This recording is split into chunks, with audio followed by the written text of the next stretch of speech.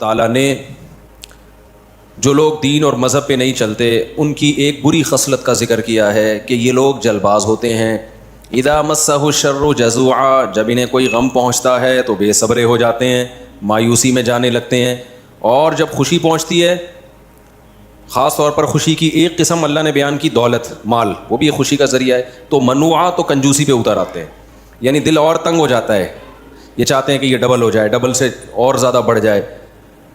تو اس پر کئی ہفتوں سے بیان چل رہا تھا. فرمایا ان الانسان خلق ہلوعا اذا مسہ الشر جزوعا واذا مسہ الخیر منوعا الا المصلین. یہ قرآن کا جو الا ہے نا، یہ بڑا مزیدار ہوتا ہے. یہ ایک تلوار ہے. یہ کیا ہے؟ ایک تلوار ہے کہ چند لوگ ایسے ہیں کہ دیکھیں، دو ہی کنڈیشن میں انسان کا پتہ چلتا ہے نا کہ خوشی میں کیسا ہے اور غم میں کیسا ہے. نارمل حالات میں تو سب نارمل ہی ہوتے ہیں. مسئلہ پتہ چلتا ہے جب شادی بیاہوں میں دیکھ لو نا، آپے سے باہر آ جاتے ہیں. دیکھا ہے نا آپ نے؟ شادی بیاہوں میں ایک دم لمٹ کو کراس، اور غموں میں بھی لمٹ کراس کرنا شروع کر دیتے ہیں لوگ.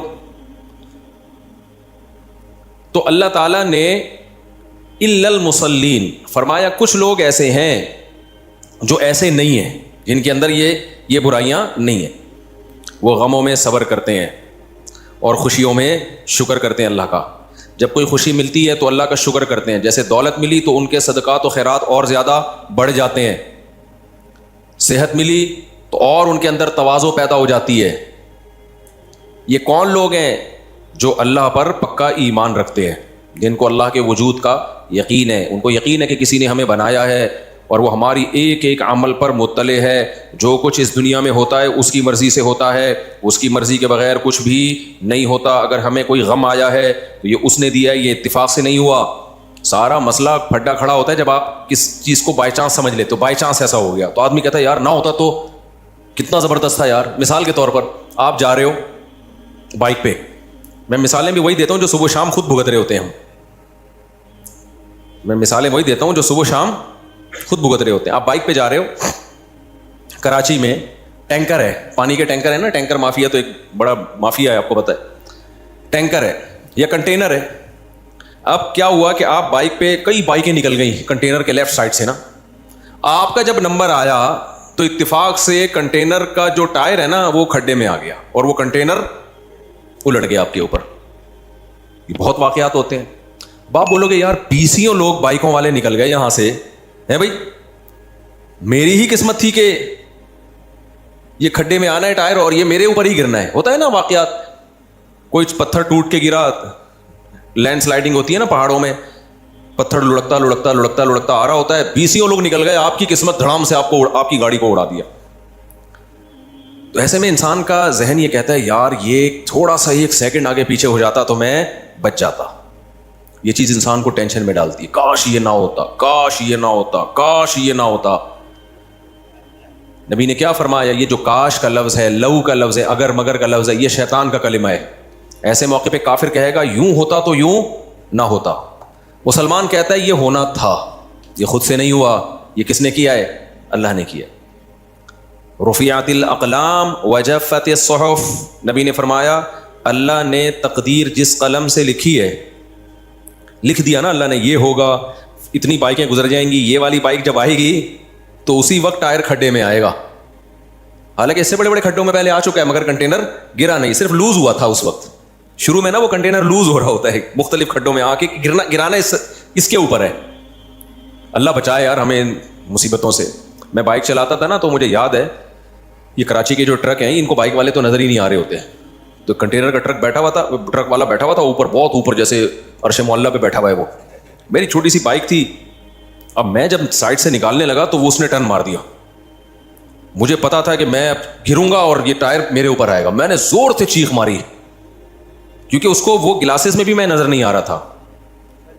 سائڈ گلاسز جو ہوتے ہیں نا، وہ بائک والے تو اتنے نیچے ہوتے ہیں، یہ گلاسز میں ان کو قریب والا بائک والا نظر نہیں آتا. میں نے زور سے چیخ ماری تو وہ ڈرائیور جھانک کے اس نے مجھے دیکھا اور زور سے کہہ لگا کے ہنسا. اس نے کہا بچ گیا. یعنی اس کو یہ تھا کہ یار یہ بیچارہ بھی گیا تھا مولانا صاحب. تو ہم کیا کرتے ہیں کہ یار یوں ہو جاتا تو یوں نہ ہوتا، یہ ہو جاتا تو یوں نہ ہوتا. نبی نے فرما دیا رفعت الاقلام، مسلمان کیا سوچتا ہے؟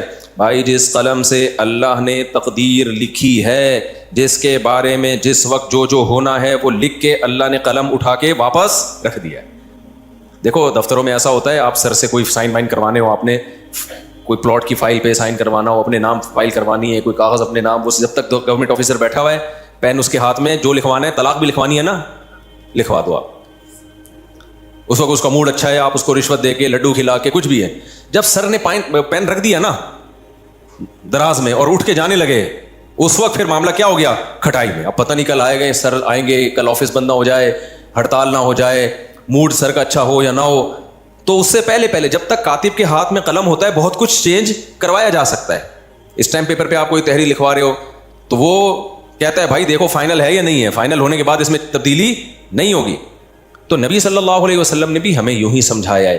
فرمایا کہ اللہ تعالیٰ نے قلم سے لکھوایا. ہمیں نہ سمجھانے کے لیے مختلف طریقے استعمال کیے گئے ہیں تاکہ ہمیں یہ سمجھ میں آ جائے کہ جو ہوگا نا قیامت تک وہ پہلے سے لکھ دیا گیا ہے، اس میں ذرہ برابر بھی اب تبدیلی ممکن نہیں ہے.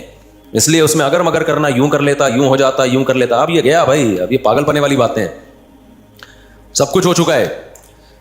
تو یہ سمجھانے کے لیے ہمارے نبی نے فرمایا ہمیں کہ سب سے پہلی جو چیز اللہ نے پیدا کی وہ کیا؟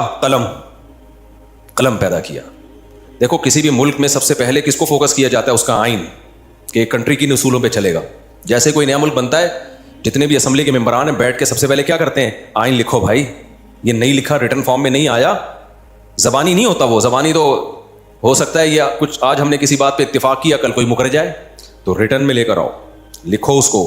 تو اللہ میاں نے بھی جب اس کائنات کو بنایا، زمین بنی، آسمان بنے، انسانوں کی جو بھی اللہ نے ارادہ کیا، تو اللہ نے سب سے پہلے اس لکھا کہ کیا ہو. بلکہ کائنات کو بنانے سے پہلے کائنات بھی اسی لکھے ہوئے کے نتیجے میں بنی ہے کہ میں ایسے اس نظام کائنات کو بناؤں گا. تو قلم. اور کمال کی بات ہے جیسے پاکستان کا آئین ہے نا، کہ سب سے پہلی شک کیا ہے؟ حاکم اعلیٰ کون ہے؟ اللہ. پاکستان کا آئین کیا کہتا ہے؟ حاکم اعلیٰ کون ہے؟ اللہ. پہلی شک ہی یہی ہے، یہ بتانے کے لیے کہ آگے جو کچھ ہوگا نا اس کو سامنے رکھ کے قانون سازی ہوگی. یہ بڑی جاندار بات ہے پاکستان کے آئین میں. اسی وجہ سے ہم کہتے ہیں پاکستان ایک اسلامی ملک ہے، کیونکہ آئین بہت جاندار ہے. آگے امپلیمنٹ نہیں ہے اس کا، وہ نہیں ہے. تو اس کا طریقہ یہ نہیں ہے کہ آئین کے خلاف آپ آواز اٹھاؤ. اس کا طریقہ یہ ہے کہ آپ بولو بھائی آئین کے مطابق یہ قانون غلط ہے، اس میں آپ کی بات بھی سنی جائے گی، اس میں تبدیلی بھی ہو سکتی ہے. جیسے عدالتی خلا، وہ قرآن و سنت کے خلاف ہے جو آج کل عدالتی خلا چل رہا ہے. تو اس میں آپ یہ نہیں کہ پاکستان غیر اسلامی ملک ہے، آپ بولے پاکستان اسلامی ملک ہے. تو جب اسلامی ملک ہے تو اس میں عدالتی خلا غلط کیوں بنا ہوا ہے؟ لوگ بے وقوفی پتہ ہے کیا کر رہے ہیں؟ مذہبی اسکالر ٹی وی میں آ کے کہہ رہے ہیں یہ طاغوتی نظام یہاں پہ نافذ ہے، یہاں پہ غیر اسلامی نظام نافذ ہے. بھائی صاحب اس سے تو آپ فیور کر رہے ہو ان قوتوں کو جو چاہتی ہیں کہ اسلام نہ آئے. آپ نے تو کہہ دیا کہ غیر اسلامی ہے، وہ کہیں گے ہم تو کہہ رہے ہیں غیر اسلامی ہے، تو پھر تم مولوی لوگ جو ٹوپیاں پہنی ہوئے یہاں سے کیا کرو؟ نکلو. یہ بالکل ایسا ہی ہے جیسے قائد اعظم کو لوگ سیکولر ثابت کرنے کی کوشش کرتے ہیں، وہ تو سیکولر تھے. تو اس سے مقصد کیا ہوتا ہے؟ یہ بتانا کہ بانی پاکستان سیکولر تھے، لہذا یہ اسٹیٹ بھی کیا ہے؟ سیکولر ہے. اسی وجہ سے علماء کہتے ہیں نہیں بھائی وہ سیکولر نہیں تھے، ان کا نظریہ تھا دو قومی نظریہ، اور پھر اسلام کے نام پہ ملک. یہ تو انہوں نے آواز اٹھائی تھی. اگر وہ سیکولر ہوتے تو اسلام کے نام پہ کنٹری کیوں بناتے؟ وہ جو بین الاقوامی عدالت میں مقدمہ چلا ہے، وہ مقدمہ یہ چلا ہے مسلمانوں کو ایک الگ کنٹری چاہیے جہاں وہ اسلامی تعلیمات کے مطابق فیصلہ کریں. تو کوئی سیکولر آدمی اس طرح کا مطالبہ کر سکتا ہے؟ اس مطالبے سے پتہ چلتا ہے. تو کچھ نعرے بڑے زہریلے ہوتے ہیں، دیکھنے میں کیا لگ رہے ہوتے ہیں؟ بڑے اٹریکٹیو. تو جو لوگ یہ کہتے ہیں نا پاکستان سیکولر اسٹیٹ ہے، وہ پس پردہ بیڑا غرق کر رہے ہیں مذہب کا. کہنے میں تو وہ بڑے اچھے لگتے ہیں، یار دیکھو یہ سیکولر، یہ اس کا مطلب یہ سیکولر مان لیں پھر ہم اسلام کے لیے اس میں کوشش کریں گے. نہ نہ نہ، آپ نے سیکولر مان لیا تو اب اسلام کے لیے اس میں کوشش نہیں ہو سکتی. جیسے ہندوستان ایک سیکولر اسٹیٹ ہے نا، تو اگر مسلمان مان لیں کہ انڈیا سیکولر اسٹیٹ ہے تو پھر اسلامی نظام کی بات کر سکیں گے؟ وہاں پہ نہیں کر سکیں، کوئی بھی نہیں سنے گا. تو اس لیے خوب اپنا کانسیپٹ کو کلیئر کرو. جب بھی کوئی کہتا ہے پاکستان ایک غیر اسلامی ملک ہے، یہ غلط. اس میں کچھ مخلص لوگ بھی ہیں لیکن ان کو پتہ نہیں کہ ہمارے اس ورڈنگ کا نتیجہ کیا نکلے گا. وہ بے وقوفی والی بات کر رہے ہوتے ہیں. تو یہ اپنا کانسیپٹ کلیئر رکھیں، پاکستان اسلامی ہے، اسلامی تھا اور اسلامی رہے گا. کسی کا باپ بھی اس کو سیکولر اسٹیٹ انشاءاللہ نہیں بنا، ہم بننے بھی نہیں دیں گے. تو آئین ہمارا 100% اسلامی ہے. ہاں یہ بات ضرور ہے کہ گورنمنٹ کو جب گڑبڑ کرنی ہوتی ہے، غیر اسلامی لا پاس کرنا ہوتا ہے، تو لیبل کس کا لگا دیا جاتا ہے؟ اسلام کا. لیبل اسلام کا لگا دیا جاتا ہے. تو اس پہ اسمبلی میں آواز اٹھائی جا سکتی ہے, اس پہ وفاقی شرعی عدالت میں آواز اٹھائی جا سکتی ہے. وفاقی شرعی عدالت بنی ہوئی ہے, آپ اس میں کیس کریں کہ یہ قانون غیر اسلامی ہے, جس پہ لیبل کس کا لگ گیا ہے, اسلام کا. تو لا قانون آپ کا ساتھ دے گا اس میں, سمجھتے ہو. آپ قرآن و سنت سے ثابت کر دو دلائل کی دنیا میں. حضرت مفتی تقی عثمانی صاحب جب تک وفاقی شرعی عدالت کے جج تھے, درجنوں قوانین جو غیر اسلامی تھے ان کو اسلامی بنا دیا گیا تھا. کسی سیکولر اسٹیٹ میں ایسا ممکن نہیں. آپ امریکہ میں کیس کر کے دیکھو, کوئی شرعی عدالت ہی نہیں ہے وہاں پہ. آپ بولو جی یہ غیر اسلامی قانون ہے, اس کے خلاف ہم آواز اٹھاتے ہیں, وہ کہیں گے بھائی تو غیر اسلامی ہے, تو یہ ملک غیر اسلامی ہے, اسلامی کس نے کہا کہ یہ ملک ہے. لیکن یہاں میں ممبر پہ بیٹھ کے بار بار چیختا ہوں نا کہ عدالتی خلا غیر اسلامی, عدالتی خلا غیر اسلامی. کیوں مجھے یہ چیخنے کا حق ہے؟ تو اسلامی ملک میں تو میں چیخ سکتا ہوں, غیر اسلامی کنٹری میں اس طرح آواز نہیں اٹھا سکتا. تو اسلامی ہے تبھی تو آواز اٹھا رہا ہوں. نہیں آئی میرا خیال ہے بات. دیکھو ایک مسلمان نماز نہیں پڑھتا, آپ اس کو بولتے ہو ابے تو کلمہ گو ہے, نماز کیوں نہیں پڑھتا, چیخ رہے ہو, چلا رہے ہو, اس کا مطلب آپ اس کو مسلمان مان رہے ہو. ہاں مسلمانوں والی ایک کام نہیں کر رہی ہے, تو مسلمان مان رہے ہو. اب وہ نماز نہیں پڑھ رہا اور آپ کہہ رہے ہو نماز پڑھو نماز پڑھو. کسی نے کہا یہ کافر کا بچہ ہے یہ, کیونکہ نماز نہیں پڑھتا, یہ کام اس کے سارے کافروں والے. دیکھو کافر بھی نماز نہیں پڑھتے, یہ بھی نماز نہیں پڑھتا, تو یہ مسلمان کہاں سے ہو گیا؟ تو ہم اس سے اس کو فیور دے رہے ہیں. اس کا مطلب اب ہم اس کو نماز کا کہہ ہی نہیں سکتے. اسی طرح پاکستان میں بہت سارے کام غیر اسلامی ہیں, لیکن کنٹری کیا ہے, اسلامی ہے. تو ان غیر اسلامی کاموں کے خلاف آواز اٹھائی جائے گی, اور آواز اسی بیس پہ اٹھائی جائے گی کہ ہم اس ملک کو اسلامی مان رہے ہیں. اگر مانیں گے ہی نہیں تو پھر آواز تھوڑی اٹھائی جائے گی. مسلمان کو نماز کا کہا جائے گا, کافر کو نماز کا نہیں کہا جاتا. تو ہوتا یہ ہے کہ جو اسمبلیوں میں بیٹھے ہوئے لوگ ہیں, جب اپنی مرضی کا کوئی الٹا قانون نافذ کرنا ہوتا ہے اس پہ کیا لگا دیا جاتا ہے, اسلام کا لیبل. یہ گڑبڑ ہو رہی ہے. تو اس کے لیے ضیاء الحق کے دور میں ایک بڑا خاندانی کام ہوا تھا, وفاقی شرعی عدالت بنی تھی کہ بھائی جو قانون آپ کو لگے نا غیر اسلامی, آپ اس میں کیس کرو. جب آپ کیس کرو گے, ثابت کر دو, تو وہ کالعدم ہو جائے گا. لیکن یہ کام ہو نہیں رہا ہے, اور یہ کام عوام کے دباؤ کے بغیر بھی نہیں ہوتا. بعض بہت مشکل سے چینج ہوتے ہیں قوانین, چھوٹے موٹے تو آسانی سے ہو جاتے ہیں, کچھ قوانین ایسے ہوتے ہیں بین الاقوامی دباؤ ہوتا ہے.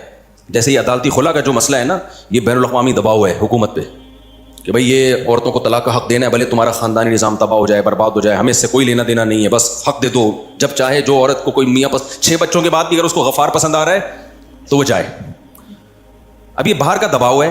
اب یہ وفاقی شرعی عدالت میں آپ چینج کروا سکتے ہیں, لیکن اس کے لیے عوام میں کا دباؤ ضروری ہے. اسمبلیوں میں بیٹھے ہوئے لوگ دیکھیں بھائی عوام اس کو سیریس لے رہی ہے, روڈوں پہ نکلے لوگ. تو یہ کام ہے دینی سیاسی جماعتوں کا. سیکولر سیاسی جماعتیں کریں گی نہیں, ان کو اس سے غرض نہیں ہے. تو یہ کس کا کام ہے, دینی سیاسی جماعتیں, اور وہ اس پہ بالکل آواز بولو نہیں اٹھا, کیونکہ وہ بھی ایک سیاسی جماعتیں ہیں, ان کو عوام کا فیور چاہیے. عوام اگر یہ آواز اٹھائے گی تو وہ بھی اٹھا لیں گے, عوام آواز نہیں اٹھائے گی تو وہ بھی نہیں اٹھائیں گے. تو عوام اٹھائی نہیں رہی ہے. تو ہم جو ممبر پہ چیخ رہے ہیں نا عوام کو بیدار کرنے کے لیے کہ تم سوشل میڈیا پہ آواز اٹھاؤ, یہ عدالتی خلا جو آج کل چل رہا ہے ہم نہیں مانتے, یہ غیر اسلامی ہے, وکیلوں کو ڈراؤ. آج بھی ایک ایڈوکیٹ آئے تھے, ان کو میں نے ڈرایا, میں نے کہا یہ عدالتی خلا جو آپ لوگوں نے دھندے لگائے, میں کہہ رہے ہیں بھائی میں تو خلا کا کیس ہی نہیں لیتا, میں کیوں اپنے کھاتے میں زنا ڈالوں. کچھ لوگ ڈر گئے الحمدللہ. پشاور سے ایک ایڈوکیٹ آئے, انہوں نے کہا کہ میں نے 10 سال سے اس کے خلاف آواز اٹھا رہا ہوں.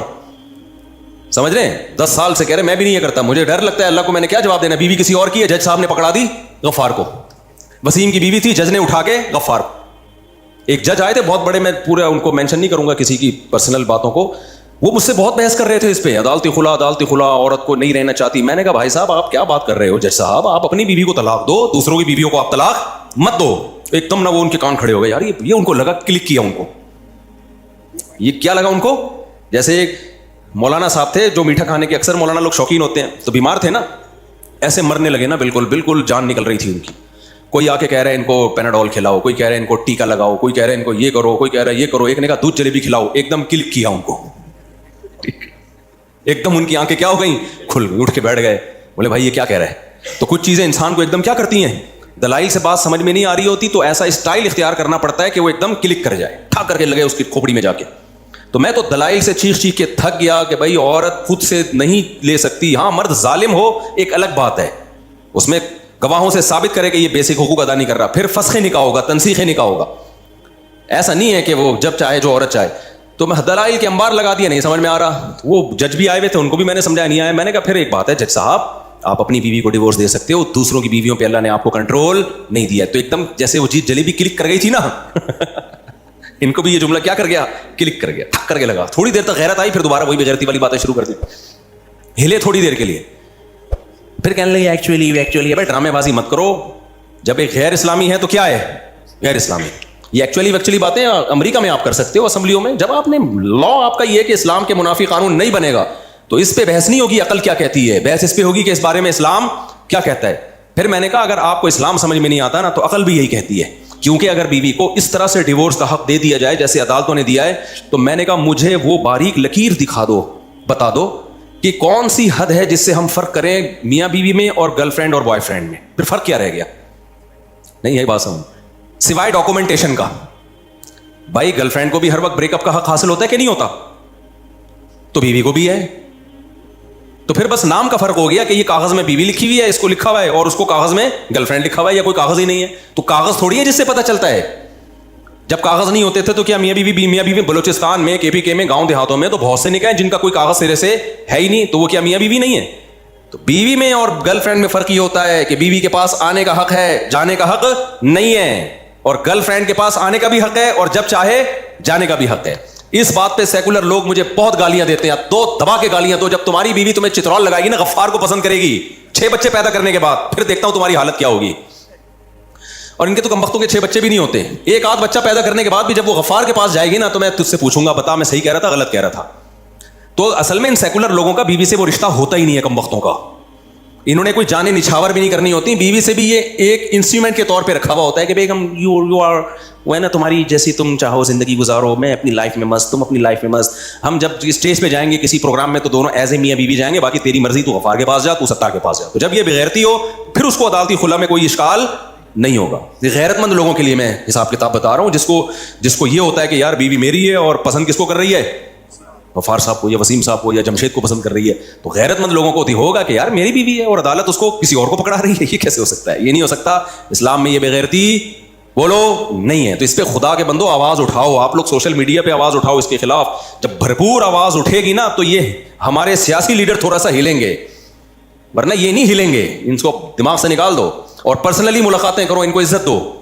مجھے اس سلسلے میں آصف علی زرداری صاحب سے بھی ملنے کا موقع ملا نا, عزت کے ساتھ میں زرداری صاحب سے بھی ملنے کے لیے تیار ہوں. شاید عزت سے کام ہو جائے بھائی.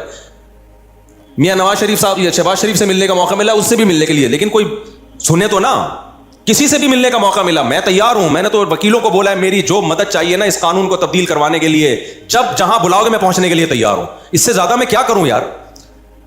لیکن ہمارے اسکالر کو دیکھو, کام دھیلے کا نہیں کرنا, طاغوتی نظام کو بدلو, طاغوت کے, اور اسلامی حکومت. ابے اسلامی حکومت تو ہے, اب اس کو اسلامائزیشن کرنے کے لیے لا تبدیل کرنا ہے. اس پہ آواز, جیسے انہوں نے آواز اٹھائی ہے قیصر راجہ نے, یہ جو ڈرامہ آ رہا ہے کون سا برزخ, اس پہ آواز اٹھائی. یہ کام ہے اسلامائزیشن کا. اب قیصر راجہ صاحب بھی بیٹھ دیتے میں طاغوت کی نظام کو برداشت نہیں, پلٹ دوں گا پورا نظام. اس کا مطلب آپ کچھ بھی نہیں کرنا چاہتے. انہوں نے کہا بھائی یہ برزخ ڈرامہ آ رہا ہے, اس میں ہومو سیکچولیٹی کو فروغ دیا جا رہا ہے, ہم اس کے خلاف آواز اٹھائیں گے اور عدالت میں جائیں گے. اس کا مطلب قیصر راجہ صاحب واقعی کیا چاہتے ہیں, ملک کو اسلامی بنانا. ایک ٹاسک لی نا, جیسے یوتھ کلب والوں نے LGBT کے خلاف کانفرنسز کی, وکیلوں کو بلایا, ان کو شعور دیا, کورٹ میں کیس گیا, اور بھی لوگوں نے ساتھ دیا, اور یہ قانون الحمدللہ تبدیل ہو گیا. اس کا مطلب یوتھ کلب والے واقعی پاکستان کو کیا بنانا چاہتے ہیں, اسلامی. لیکن اگر وہ باتیں پھینکتے رہتے ہم یہ پورا نظام بدلیں گے, یہ طاغوتی نظام ہے, غیر اسلامی ملک ہے, اس پورے نظام کو پلٹو, اس کا مطلب آپ کا کچھ بھی کرنے کا پروگرام نہیں ہے. جس کا کچھ بھی کرنے کا پروگرام نہیں ہوتا اس کا بہت بڑے بڑے کام کرنے کا پروگرام ہوتا ہے. سمجھ رہے ہو نا. اور جس کا بہت بڑے بڑے کام کرنے کا پروگرام ہوتا ہے اس کا کچھ بھی کرنے کا پروگرام نہیں ہوتا. ایک صاحب آئے نا, اور آسان مثال, آپ کی مرضی مطلب کی مثال دیتا ہوں. میں ابھی ٹاپک پر آ رہا ہوں, یہ بیچ میں ایک درمیان میں بات ہے کہ آج کل ٹی وی پہ طاغوت بہت چل رہا ہے, طاغوتی نظام ہے, طاغوت ہے. تو کیا کریں, طاغوتی نظام ہے تو بھائی ایک ایک چیز کو تبدیل کرنے کی کوشش کرو گے تو ہو جائے گی. آئین کس کو فیور کر رہا ہے, آئین آپ کو فیور کر رہا ہے. آئین ہی غلط ہوتا تو پھر ہم نظام کی تبدیلی اور وہ بہت بڑے پیمانے پر کچھ کرنے کی کوشش کرتے. یہاں تمیز سے ہو سکتا ہے, لیکن یہ کام کریں گے وکلا کر سکتے ہیں, ججز کر سکتے ہیں, اور سیاسی لوگ کر سکتے ہیں. تو ججز پہ, وکیلوں پہ, اور اسمبلی میں بیٹھے ہوئے لوگوں پہ محنت کی جائے. سمجھتے ہو کہ نہیں سمجھتے؟ اور مذہبی جماعتوں کو, مذہبی تنظیموں کو, اسلامی نظریاتی کونسل کو توجہ دلائی جائے کہ آپ کرو یہ کام, تو یہ بہت آرام سے ہو سکتا ہے. اور اگر یہ کام نہیں کر رہے تو اس کا مطلب آپ کچھ بھی کرنا نہیں چاہتے, بس آپ باتیں پھینک رہے ہو بیٹھ کے. تو وہ کیا تھا, میں مثال دے رہا تھا نا کہ جو کرنا چاہتا ہے نا وہ اس کے پاس ایک پیکج ہوتا ہے, اس طریقے سے ہوگا. جو بہت بڑی بڑی باتیں کر رہا ہو اس کا مطلب وہ کچھ بھی کرنا نہیں چاہتا. اس کی مثال ایسے ہے جیسے وہ ایک صاحب میرے پاس آئے کہ میں دوسری شادی کرنا چاہتا ہوں. میں نے کہا کس لڑکی سے؟ کہتے ہیں لڑکی جو میرے ویژن کا حصہ ہو اور اس ٹائپ کی ہو, جو میرے ساتھ بزنس میں پارٹنر بنے اور میرا ایک ادارہ ہے وہ بھی چلا لے اور یہ بھی کر لے اور وہ بھی کر لے, ایسی صفات. میں نے کہا اس کا بول تو میں نہیں کرنا چاہتا, خام خواہ میں کیوں فضول باتیں کرو میرے سامنے بیٹھ. यानी तेरे को ऐसी औरत चाहिए जो जवान भी हो, तुझे औलाद भी दे और तेरा स्कूल भी चलाए, तेरा मदरसा भी चलाए, तेरे साथ बिजनेस पार्टनर भी हो और वो तुझे पसंद भी आए और उस कमबख्त को तू भी पसंद आए। तो जिसने नहीं करनी होती वो क्या करता है? बातें फेंकने पर गवर्नमेंट की तरफ से कोई पाबंदी नहीं है। हमारे एक दोस्त थे जानने वाले, जब ये बयान आता है तो नीचे कुछ खवातीन के कमेंट्स आते हैं, ये नहीं सुधरेगा, मेरे बारे में लिखा होता है। ये हर बयान में दूसरी शादी कहीं ना कहीं से खींच के लिए। एक इंटरव्यू में एक पॉडकास्ट में खातून से पूछा गया, वो खातून मेरे खिलाफ बोल रही थी, हर वक्त शादियां करते हैं, तो उसने कहा अब तो इनकी 4 हो गई। तो कहती अभी भी कर रहे हैं बातें, हो गई हैं फिर भी पता नहीं क्या शौक है इनको बातें करने का। तो इस पे किसी ने कमेंट्स लिखे होते हैं इस तरह के क्लिप पे ना कि ये नहीं सुधरेगा। जिनको मेरे बयान से तकलीफ हो रही है ना, उन्होंने नीचे कमेंट्स क्या होते हैं, ये मौलवी ये मुफ्ती नहीं सुधरेगा। तो वाकई मैं नहीं सुधरूंगा, मैं बहुत बिगड़ा हूं। तो मैं बोलता रहूंगा मौत तक, मिसालें भी मैं देता रहूंगा इसकी। तो वो क्या है, वो मैं बता रहा था ना कि हमारे एक जानने वाले एक उस्ताद हैं, आलिम भी हैं, वो ऐसे ना बैठे हुए थे कुर्सी पे टेक लगा के ना, अक्सर मैंने देखा इसी तरह बैठे होते थे वो। तो मुझे कहने लगे कि निस्वार उनके मुंह में थी, पश्तो स्पीकिंग है, मुझे कहने लगे यार तुमने पता नहीं कैसे कर ली, हमारी तो कोई दूसरी भी नहीं हो रही। तो मैंने उनकी नकल उतारी ना, मैं कुर्सी पे ऐसे करके बैठ गया, यूं करके ना, ऐसे करके थोड़ा निस्वार वाला मैंने वो बनाया चेहरा। मैंने कहा इस तरह नहीं होगी, जब आपके पास आओ इधर ही बैठे हुए होगे और वो कह रहे पता नहीं क्यों नहीं हो रही। ऐसे थोड़ी होती है भाई, हिलना जुलना पड़ता है, क्या ख्याल है, रिश्ता तलाश करना पड़ता है, जानना पड़ता है। तो ये क्या इस तरह, तो मैंने कहा पहली हो गई, इस पर अल्लाह का शुक्र अदा करो। तो मेरे भाई तागूत की बात करना, निज़ाम की तब्दीली की बात करना बहुत आसान, कोशिश करना बहुत मुश्किल है। तो कोशिश, आइन आपको फेवर कर रहा है, आइन किसके साथ है? मजहबी लोगों के साथ है, कि इतनी खानदानी शिक आइन में डल गई है कि कुरान और सुन्नत के अगेंस्ट कोई लॉ नहीं बनेगा। अब हमारी असम्बली 100% भी सेकुलर हो जाए ना, कानून के हाथों आगे मजबूर हो जाती है। देखो जनरल मुशर्रफ तो बहुत एक सेकुलर सा आदमी था, उसने भी कुछ उल्टे कवानीन जब नाफिज किए हैं ना, तो पहले मौलवियों को बिठा के ना, अपनी मर्जी के सरकारी मौलवियों को बिठा के टॉक शॉक पे उसको मुशर्रफ व इस्लाम करने की कोशिश की है उसने, क्योंकि उसको पता था कि यार कितना ही उल्टा कानून में नाफिज करूं, लेकिन मुझे कुरान और सुन्नत का सहारा लेना पड़ेगा, मुझे कोई लेबल लगाना पड़ेगा। तो ये खुद इसकी अलामत है भाई, लोग गलत हैं, मुल्क गलत नहीं है, जो इंप्लीमेंट करने वाले हैं वो 2 नंबरियां करते हैं, मुल्क गलत नहीं है। तो तमीज से आप जब काम करोगे, कानून लॉ आपका साथ देगा, कोर्ट आपका साथ देगी अगर आप तमीज से काम करने की कोशिश करोगे, लेकिन वो हो नहीं रहा है। तो यूथ क्लब वालों ने कोशिश की ना एलजीबीटी के बारे में, अल्हम्दुलिल्लाह उनकी भी थी, उनके अलावा भी लोगों की थी, सिर्फ उनकी नहीं थी, उनकी एक बहुत बड़ी एफर्ट थी, एक प्रॉपर वे में उन्होंने काम किया और अल्हम्दुलिल्लाह हो गया वो कि भाई ये गैर इस्लामी है। तो इसी तरह ये बरज़ख ड्रामा है, कैसर राजा साहब इसके खिलाफ मुहिम चला रहे हैं, आप उनका साथ दो, ठीक है ना। वो कहते हैं अदालत में जाऊंगा, इसकी ऐसी की तैसी करवा दूंगा, बंद करवाऊंगा। तो ये एक तरीका है, क्योंकि लॉ किसका, यही अगर इंडिया में चल रहा होता, अमेरिका में चल रहा होता, फिर आप कुछ भी नहीं कर सकते थे। अब देखो कनाडा में, अमेरिका में, यूके में स्कूलों में बच्चों को होमोसेक्सुअलिटी सिखाई जा रही है बाकायदा, वहाँ आप कोर्ट में इसके खिलाफ आवाज़ नहीं उठा सकते। पाकिस्तान में सिखाई जाए तो आप कोर्ट में इसके खिलाफ आवाज़ उठा सकते हो, समझते हो, आवाज़ उठा सकते हो। तो ये बहुत बड़ी चीज़ है यार पाकिस्तान में, इसका हम फ़ायदा नहीं उठा रहे हैं, बस हम स्टेट के खिलाफ बातें कर रहे हैं कि गैर इस्लामी, भाई इससे कुछ हासिल होने वाला नहीं है। और KPK का जो लॉ है वो और ज़्यादा, उसकी तो बहुत सारी जुजियात इस्लाम के और ज़्यादा करीब हैं, तो उसमें तो और ज़्यादा आसानी से हो सकता है। लेकिन वही बात है, हम कोशिश ही नहीं करते, हमारी दीनी सियासी जमातें कोशिश नहीं करती हैं, और जो इस्लामी नज़रियाती कौंसल है उनसे भी मुझे कुछ इश्कालात हैं, उन्होंने 20 दफ़ा तवज्जो दिलाई है, नहीं हो रहा हिसाब किताब। तो जब अल्लाह ने कहा है, खुदा ने आज तक उस कौम की हालत नहीं बदली जो कुरान की आयत का तर्जुमा किया ना अल्लामा इकबाल ने, कि ना हो जिसको ख्याल आप अपनी हालत के बदलने का। अल्लामा इकबाल थे, पता नहीं अल्ताफ़ हुसैन हाली थे, किन का शेर है ये, कि जिस कौम को खुद ही लोग दीनदार लोग ही इस पर नहीं चाहते हैं तो फिर कहाँ से होगा, बस बैठ के बातें करते रहो। तो कहाँ से कहाँ निकल ली हम भाई, क्या बात कर रहे थे हम, ये बात कर रहे थे कि यहाँ कहाँ से गया मैं, तो बयान कुछ और लेके चला था ना, अबे रिटर्न फॉर्म, हाँ ये रिटर्न पे बात आई थी, आपने सही बात।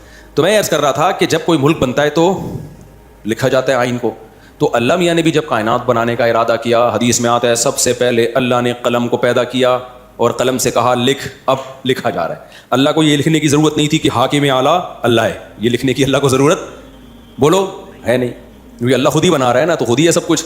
अल्लाह को ये लिखने की ज़रूरत थी कि मैं जो कानून साजी आगे करूँगा वो किस उसूल के तहत, जैसे पाकिस्तान में लिख दिया गया हाकिम आला अल्लाह है, और ये इसमें मौलाना शब्बीर अहमद उस्मानी की बड़ी एफर्ट्स हैं, समझते हो। और सुबह शाम उलमा देवबंद को गालियाँ लोग देने वाले बहुत हैं, लेकिन इसमें उलमा की कायदे आज़म से मुलाकातें थी और उनकी मेहनत थी, जिसके नतीजे में सबसे पहली शिक क्या आई है, हाकिम आला कौन है, अल्लाह है। ये बड़ा ख़ानदानी काम उलमा ने करवा लिया था बर्र सगीर के उलमा ने।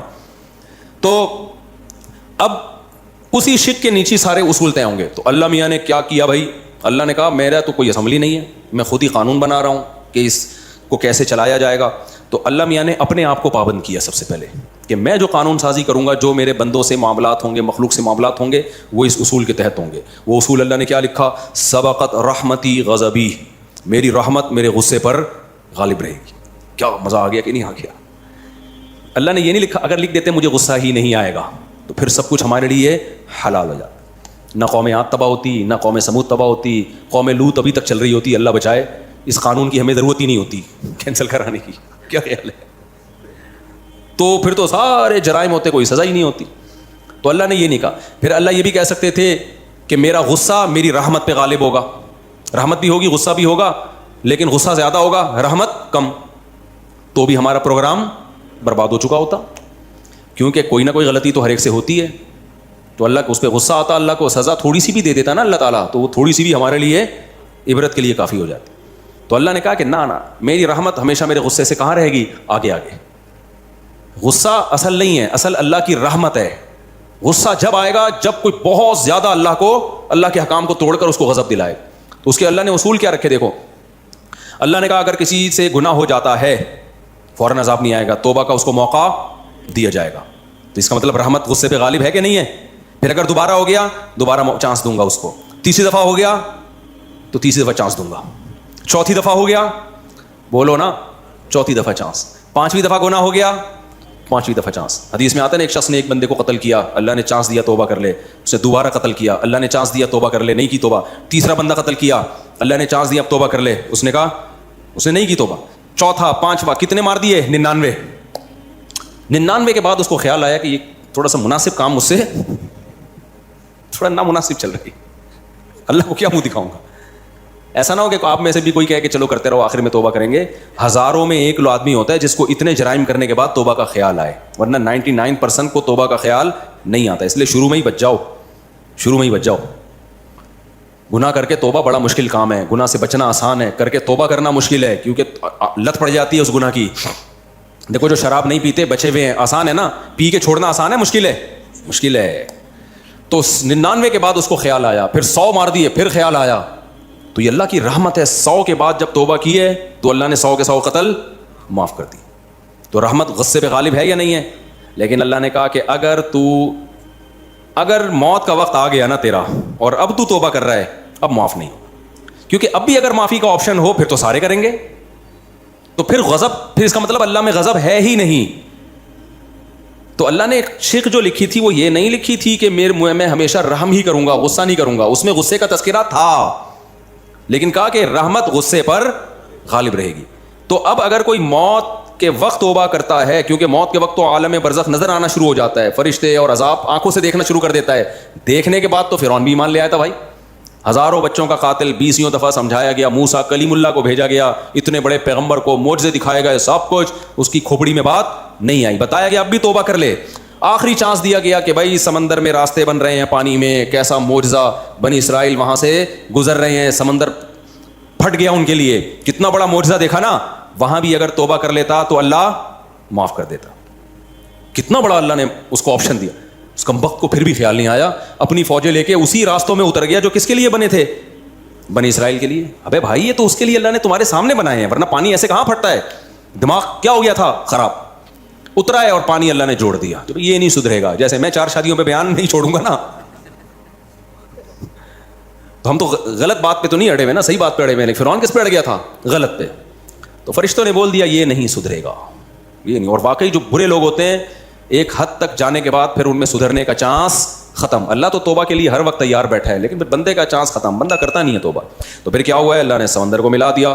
جب ملایا ہے تو فرعون کا جب پانی حلق میں جانا شروع ہوا, فرعون نے کیا کہا, آمنت انہ لا الہ الا الذی آمنت بہ بنو اسرائیل. ہمارے استاد جب اس آیت کا ترجمہ کرتے, ہمیں جب قرآن ہم پڑھا رہے تھے نا ہمیں قرآن مدرسے میں, تو وہ اس آیت کے بڑا مزہ لے کے ترجمہ کرتے تھے. فرماتے تھے کہ دیکھو ساری زندگی فرعون ایمان نہیں لایا, مرتے ہوئے لایا تو بڑی ڈیٹیل سے لایا ایمان. انہو, یہ ہو ضمیر شان ہے. جو عربی گرامر جاننے والے طلبہ ہیں ان کو پتہ ہے ضمیر شان کسے کہتے ہیں. اس کا ترجمہ یہ ہوتا ہے کہ قصہ یہ ہے کہ, بات یہ ہے کہ, اس کو ضمیر قصہ بھی کہتے ہیں. یعنی جب آپ کوئی بات شروع کرنے سے پہلے تمہید باندھتے ہیں نا کہ ایکچولی بات یہ ہے کہ, تو اس کے لیے ہو ضمیر لائی جاتی ہے, اس کا کوئی مرجع نہیں ہوتا. تو فرعون سے موسیٰ علیہ السلام ساری زندگی یہ مطالبہ کرتے رہے کہ تو ایک دفعہ زبان سے کہہ دے آمنت باللہ, میں کس پر ایمان لایا, اللہ پر. یہ سینٹنس زبان سے نکال دے. فرعون اتنا سا مختصر جملہ بھی زبان سے نکالنے کے لیے پوری زندگی تیار نہیں ہوا, بلکہ اوٹ پٹانگ باتیں کرتا رہا. لعلی ابلغ الاسباب, لاؤ سیڑھیاں لے کر آؤ, میں ذرا آسمان پہ چڑھ کے دیکھوں. اطلع الی الہ موسیٰ, موسیٰ کے خدا کو جھانک کے دیکھوں ہے بھی یا نہیں ہے. اس طرح کی فضول باتیں کرتا تھا جیسے آج کل ملحد لوگ کرتے ہیں کہ اللہ نظر کیوں نہیں آتا.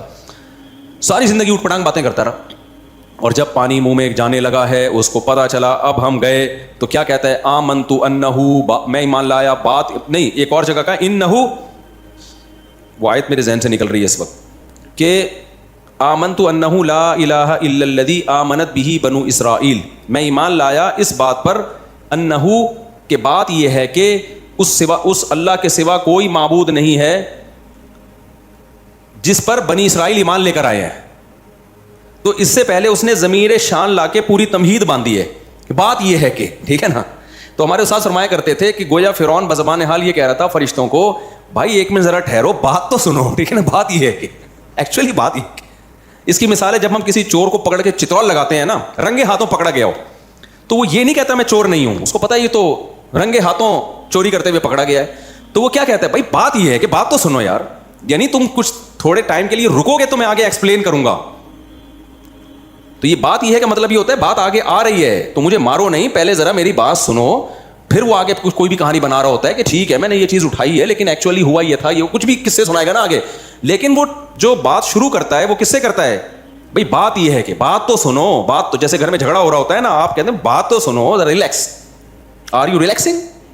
وہ ایک آدمی سمندر کے کنارے لیٹا ہوا تھا, تو ایسے کرتا پہن کے نا بڑے مزے سے, تو ایک شخص گیا, آر یو ریلیکسنگ. اس نے کہا نو. اس کو بڑا اشکال ہوا کہ ریلیکس تو کر رہا ہے, پتہ نہیں کیوں منع کر رہا ہے کہ آئی ایم ناٹ ریلیکسنگ. دوسرا گیا, آر یو ریلیکسنگ. کہتے ہیں نو آئی ایم ناٹ ریلیکسنگ. تو پھر تو کیا کر رہے ہیں, اتنے مزے سے لیٹا ہوا ہے, ہم تو یہ سمجھ رہے کہ ریلیکس ہو رہا ہے تو. تیسرا آیا, are you relaxing. No I am not relaxing. چوتھے نے بولا, بھائی اتنے لوگ آ کے تجھ سے پوچھ رہے ہیں آر یو ریلیکسنگ, تو تو بول دے. کہتے ہیں میں I am Sanjeet Singh, I am not relaxing. نہیں یہ بات میرا خیال ہے سمجھ. کہتے ہیں آئی ایم سنجیت سنگھ بھائی, آئی ایم ناٹ ریلیکسنگ. تو یہ خیر بیچ میں ویسے ہی ایک رائتا اور چٹنی کے طور پہ آپ نے دیکھا ہوگا جب کھانا چل رہا ہوتا ہے تو بیچ میں چٹنی کے طور پہ, اس کا بیان سے کوئی تعلق نہیں ہے. تو فرعون نے کیا کہا, بھائی تھوڑا ریلیکس. کیا کرو بھائی, ریلیکس. ریلیکس. ابھی کیوں ڈبو کے مجھے مار رہے ہو یار, تھوڑا کیا کرو ریلیکس. بات یہ ہے کہ اس کا مقصد کیا تھا, تھوڑا فرشتوں کو کیا کرنا چاہ رہا تھا, ریلیکس. تو بات یہ ہے کہ پوری ڈیٹیل کے ساتھ, تو بھائی اب بھی اگر اللہ معاف کر دیتا نا تو اس کا مطلب پھر یہ ہوا کہ اللہ میں غضب ہے ہی نہیں. اللہ کی صفت انتقام کی آپ نفی کر رہے ہو, کیونکہ ایسے موقع پہ تو سب ہی توبہ کر لیتے ہیں. جب قبر کا عذاب اپنی آنکھوں سے دیکھیں گے, برزخ کی وحشت اپنی آنکھوں سے دیکھیں گے, تو بھائی پھر تو سب ایمان لے آئیں گے. تو اس لیے اللہ نے ایک اصول اور ضابطہ بنا دیا, موت سے پہلے واپسی کا آپشن ہے. کچھ بھی کر لو, اللہ اپنے در سے مایوس نہیں کرے گا, کچھ بھی کر لو. لیکن جب موت قریب آ گئی نا اور اس جہان میں ٹرانسفر ہونا شروع ہو گئے, اب نہیں ہوگا. پھر اللہ کا اصول اتنا سخت ہے, اللہ کہتے ہیں اگر ساری دنیا کی ساری دولت دے کے بھی عذاب سے جان چھڑانا چاہے گا, جان نہیں چھوٹے گی. تو یہ لا اللہ نے کیا کر دیا, بولو, لکھ دیا. آگے سارا اسی اصول کے تحت اللہ نے قانون سازی. تو بات اس پہ چل رہی تھی کہ انہی میں اللہ نے لکھ دیا تھا کس کا جو ہے نا ٹرک, اتنی بائکیں گزر جائیں گی, اور جب یہ گزرے گا تو جو کھڈوں میں ٹائر آ کے اوپر کا کنٹینر لوز ہوا تھا نا, تو وہ اسی سلسلے میں لوز ہوا تھا. ٹھیک ہے, صحیح. وہ ہم نے لوز کس سلسلے میں کیا تھا, اس سلسلے میں کیا تھا کہ اس کے اوپر گرے, اس کو مارنا تھا ہم نے. تو اب جب اللہ بچائے ہم سب کو ایسے حادثوں سے, تو پھر ہم کہہ رہے تھے ہائے یوں ہوتا تو یوں ہوتا. بھائی جو مقدر میں تھا ہو گیا. ہاں اسلام یہ نہیں کہتا کہ آپ کھڈوں کے خلاف آواز نہ اٹھائیں کہ یہ کھڈا تو مقدر میں لکھا ہوا تھا اور اس کنٹینر نے تو گرنا تھا. ہم تو چونکہ اسباب کے مکلف ہیں, اس لیے ہم نے اسباب کامیابی کے اختیار کرنے ہیں. کامیابی نہ ہو تو ہم نے کیا کرنا ہے, صبر کرنا ہے. سمجھتے ہو کہ نہیں سمجھتے ہو, اسباب تو کامیابی کے اختیار. تو حکومت کے خلاف تو احتجاج ہوگا. میں بار بار نا لوگ میرے بیانات کو چلا رہے ہیں وہ کہ میں نے کہا ہے نا کہ حکومت کے خلاف بغاوت جائز نہیں, تو لوگ کہہ رہے ہیں دیکھو بنگلہ دیشیوں نے بغاوت کی تو کامیاب ہو گئے. ہم مسلح بغاوت کے قائل نہیں ہیں, بنگلہ دیشیوں والی بغاوت کے ہم خلاف نہیں ہیں. وہ والی تو کرو, اس سے تمہیں کس نے منع کیا ہے, ٹھیک ہے نا. نہیں آئی میرا خیال ہے بات. میرے بیان پہ بہت سارے لوگ یہ کمنٹس کر رہے ہیں کہ مفتی صاحب کہتے ہیں اسٹیٹ کے خلاف بغاوت مت کرو. تو دیکھو مفتی صاحب اسٹیٹ کے پٹھو بن گئے, اور مفتی صاحب نے کہا جو بغاوت کامیاب نہیں ہوتی اس میں خون خرابہ ہوتا ہے. تو دیکھو حسینہ واجد کے خلاف بغاوت ہوئی نا بنگلہ دیش میں, کامیاب ہوئی کہ نہیں ہوئی؟ اور بنگلہ دیش کا اس کو فائدہ کتنا ہوا؟ کتنے جماعت اسلامی کے پرانے بوڑھے جو جیلوں میں پڑے ہوئے تھے چھوڑ دیے گئے, ان کی جان بخشی ہو گئی, اور ایک ایسی حکومت آ گئی جو انڈیا کے کنٹرول میں نہیں ہے. پہلے تو پورا انڈیا ہی چلا رہا تھا اس کو, تو ایک آزاد حکومت آ گئی وغیرہ وغیرہ. دیو مفتی صاحب کی بات غلط ثابت ہو گئی. مفتی صاحب کی بات آپ نے سمجھی نہیں ہے تو غلط کہاں سے ثابت ہو گئی؟ مفتی صاحب جو میں کہہ رہا ہوں کہ بغاوت مت کرو, اس سے ٹھاٹھا والی بغاوت ہے, مسلح دھماکے, اس سے قتل و غارت ہے, لوگوں کی لاشیں بکھریں گی, لوگوں کا نقصان ہوگا, اور پھر گورنمنٹ بھی کرے گی سب کچھ, اسٹیبلشمنٹ کرے گی تمہارے خلاف. قتل و غارت کا بازار کم ہونے کے بجائے گرم ہو جائے گا. پھر اس کا فائدہ کون اٹھائے گا؟ اسلام دشمن قوتیں ہیں. تو یہ آپ کے ہاتھ, باغیوں کے ہاتھ میں نہیں آ جائے گا یہ ملک, یہ چلے جائے گا اسلام دشمن قوتوں کے ہاتھ میں. باقی جو بنگلہ دیش والوں نے احتجاج کیا ہے وہ بندوق و بموں والا احتجاج نہیں ہے. اس احتجاج کے تو ہم قائل ہیں. کراچی کی عوام وہ والا احتجاج نہیں کر رہی, تبھی تو پٹ رہی ہے. سمجھ میں آ رہی ہے بات کہ نہیں آ رہی؟ تو تمہارے گٹر کے ڈھکن کبھی بھی نہیں لگیں گے. تم ڈھکن لے زندگی میں ہی کراچی والوں زندگی گزارو. تم یہ احتجاج کو تو ہم قائل ہیں بھائی, یہ والا تو کرنا چاہیے. ہاں ہم مسلح احتجاج کے قائل نہیں ہیں. دھماکے شماکے مت کرو, بموں کی باتیں مت کرو, طاغوت کے خلاف اٹھو, لیکن یہ والا اٹھنا نہیں کہ اسلحہ لے کے اٹھ کے, یہ تو بڑا مسئلہ ہوگا. اور یہ جو تمہیں ترغیبیں دے رہے ہیں نا, یہ مارکیٹ سے ہو جائیں گے شارٹ اور تمہیں پھنسوا دیں گے. ماضی میں دیکھ لو جنہوں نے بھی یہ کچھ کیا, جو تحریکیں چلانے والے لوگ تھے وہ محفوظ ہیں, اور نیچے کی سارے پبلک کو انہوں نے مصیبت اور عذاب میں ڈال دیا. تو یہ بڑے مسئلے ہوتے ہیں اس کی. تو مسلح بغاوت کے ہم قائل نہیں ہیں. باقی احتجاج تو آپ کا حق ہے بھائی, اسے تو یہ تو نہیں ہو رہا تبھی تو نقصان ہو رہا ہے. ابھی حافظ نعیم صاحب نے بھی کیا تھا نا, دھرنے ورنے ہو گیا نا, اس کے کچھ مکے ہو گئے نا, تو اس کے تو ہم قائل ہیں بھائی, بیٹھو آپ جا کے کہیں بھی. تو عوام تو یہ بھی نہیں بیٹھ رہی. اب بلوں کے خلاف پرامن احتجاج کیا حافظ نعیم صاحب نے, اس کا فائدہ ہوا ہے, تو اس احتجاج کے ہم خلاف نہیں ہیں. اس کے تو بھرپور ہونا چاہیے اس ٹائپ کے احتجاجات. تو خیر, تو اب مسلمان کیا کرتا ہے میرے بھائی؟ مسلمان دیکھتا ہے کہ جب کوئی حادثہ ہو گیا تو وہ اگر مگر نہیں, وہ کہتا ہے یہ اتفاقی نہیں ہے. جب اللہ نے لوح محفوظ میں لکھا تھا تو اس میں ایک ایک پتا کا ہلنا بھی لکھا ہوا ہے. اس میں ایک درخت کا پتا ٹوٹ کے جو گرتا ہے نا, وہ بھی اس تقدیر کے بغیر نہیں ہوتا. تو جب ہے تو پھر مسلمان کیا کرتا ہے؟ یہ اتفاقی نہیں ہے. یہ کس نے دیا ہے؟ یہ غم بھی کس نے دیا؟ اللہ نے. یہ خوشی بھی کس